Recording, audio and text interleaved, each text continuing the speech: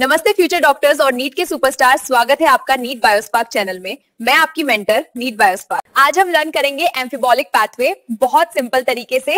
Last में कुछ tricks और निमोनिक्स भी दूंगी। सबसे पहले याद रखो, ग्लूकोज रेस्पिरेशन के लिए सबसे फेवर्ड सबस्ट्रेट है। जी हाँ, सारे कार्बोहाइड्रेट्स आमतौर पे पहले ग्लूकोज में कन्वर्ट होते हैं, फिर रेस्पिरेशन के लिए यूज होते हैं। दूसरे सबस्ट्रेट्स भी रेस्पायर कर सकते हैं, लेकिन ये रेस्पिरेटरी पाथवे के वेरी फर्स्ट स्टेप पे एंटर नहीं करते। हर एक का अपना पॉइंट ऑफ एंट्री होता है। पहले ग्लिसरॉल और फैटी एसिड्स में तोड़ने पड़ते हैं। फैटी एसिड्स अगर रेस्पिरेट करने हैं तो पहले एसिटिल कोआ तक डिग्रेड होंगे, ग्लिसरॉल पीजीएल बना के ग्लाइकोलाइसिस में आ जाता है। एक्साइन फैटी एसिड्स ब्रेकडाउन में एसिल कोआ बनते हैं और पाथवे में जाते हैं। जब ऑर्गेनिज्म को फैटी एसिड्स बनाने हो, एसिल कोआ को पाथवे से विड्रॉ करके फैटी एसिड्स बना जाते हैं। एक्टिविटी बताओ, कौन सा सबस्ट्रेट एसिटिल कोआ बन के एंटर करता है? Student answer, one line take away, respiratory pathway दोनों काम करता है, इसलिए एम्फिबॉलिक। इसी तरह प्रोटीन ब्रेकडाउन और सिंथेसिस में भी रेस्पिरेटरी इंटरमीडिएट्स लिंक बनाते हैं, दोनों प्रोसेसेस के बीच कनेक्शन बनते हैं।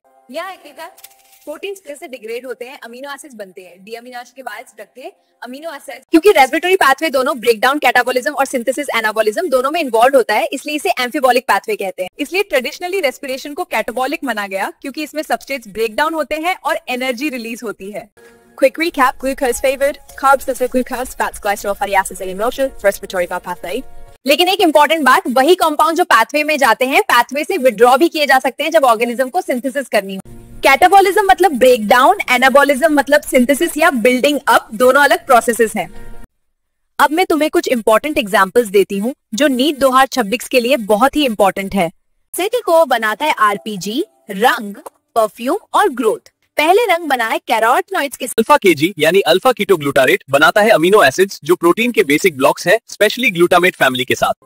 ये देखो, OAA से बिटर बेसिस बन रहे हैं, अल्कलॉइड्स और पायरिमिडीन्स। देखो, ऑक्सैलोएसिटिक एसिड से निकलता है, लेफ्ट में alkaloids for plant defence, right में pyrimidines for DNA RNA basis. समझे? अल्फा कीटोग्लूटारेट यानी AKG जो अमीनो फैक्ट्री है। देखो, इससे निकलते हैं अमीनो एसिड जो प्रोटीन के बेसिक ब्लॉक्स हैं, स्पेशली ग्लूटामेट फैमिली के। सक्सिनाइल को समझो एक ग्रीन बैटरी की तरह। क्लोरोफिल रोशनी पकड़ता है और साइटोक्रोम इलेक्ट्रॉन्स को ट्रांसपोर्ट करते हैं एनर्जी बनाने के लिए। सक्सिनाइल कोए ये हमारा ग्रीन बैटरी, क्लोरोफिल पकड़ता है रोशनी और साइटोक्रोम ले जाते हैं इलेक्ट्रॉन्स, बनाते हैं एनर्जी। देखो कैसे चलता है ये सर्किट।